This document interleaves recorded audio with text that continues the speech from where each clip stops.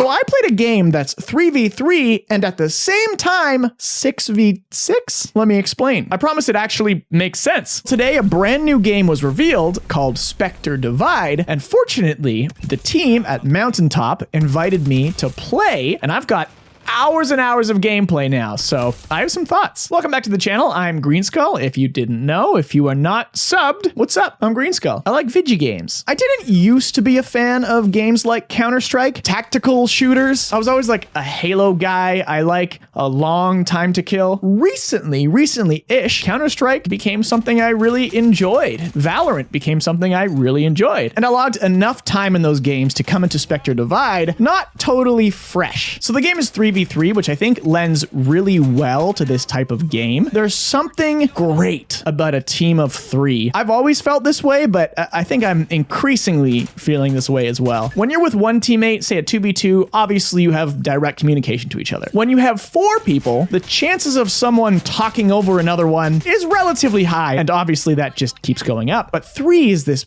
perfect balance of teamwork, but without being so small to be a team of 2. So I'm really happy they went this route. But again, it's not just 3v3, it's 6v6. The big unique mechanic about Spectre Divide is the Spectre. Every player controls 2 players at the same time. So just take everything you know about Counter-Strike or Valorant, but now at any point, you can warp into your second body, your Spectre, and everyone can do this. This could have gone a route where one hero has this ability, is 2 people. But when you give everybody a game mechanic, that makes the game. It changes everything, and it's really, really interesting. As well as switching to your Spectre at any time, you can also throw its puck. So for instance, I could throw it up onto a box on top of enemies, warp up to it, and fire down on them. This is balanced by the time it takes and the visual effect of it. When a puck is thrown, there is a transfer time, and you see a glowing line that goes to the puck. So you could be warping to your Spectre, and mid-warp, you just get popped by someone waiting for it to spawn, because they know where it's going. As you're playing one of your characters, the other one works as a proximity sensor, which is very interesting. So you'll see Spectre warning, and you'll switch back to the Spectre to see what's going on over there. You can cover both A and B site at the same time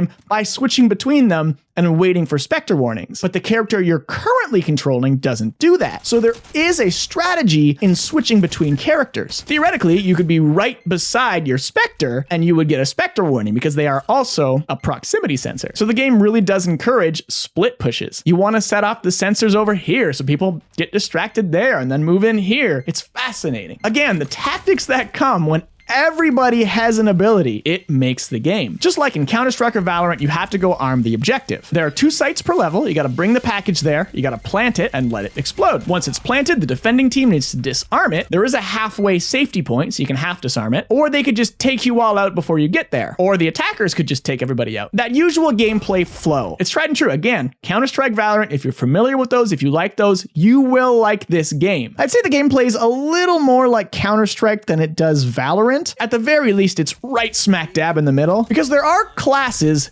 Sort of. No one has preposterously insane abilities. No one has unique weaponry. Instead, at the beginning, everybody picks a sponsor, like a class, and all that does is grant you a couple abilities. My go-to sponsor was Vector. Vector's free ability temporarily speeds up your fire rate for you and your Spectre. And a lot of the main abilities for each sponsor are like this, where it affects you and your buddy. And it also allows you to instantly spawn your Spectre beside you. Pair this with your other abilities, which you have to buy at the start of a round, like a typical match of CS or Valorant, makes this a very speedy offensive sponsor. You got a wall which you can send out, which is a great way to push in on things. And you also have this bot that bounces and shocks people. I think this thing should be nerfed. Really annoying. You can look at your minimap to see where it bounces and use it for intel, because you get hit markers with it. It's intel. It's very strong, and it does enough damage to be annoying, but that's all that character has. So like in Counter-Strike, where you'd buy your armor, you'd buy a flash grenade or a normal grenade. In this game, yeah, everybody buys armor, but my character might not have a flash grenade, or they might, or they have a heal, but they're all pretty minimal. There's nothing too preposterous. It is a lot of the stuff you've seen before, but never the ults you've seen before. There are no ults. There are abilities that hurt if someone stands in them, information abilities like sensors, mines, grenades, heals, walls, that kind of stuff. And because you have 2 players to control, you're also buying for your Spectre. So you'll see each purchase is actually 2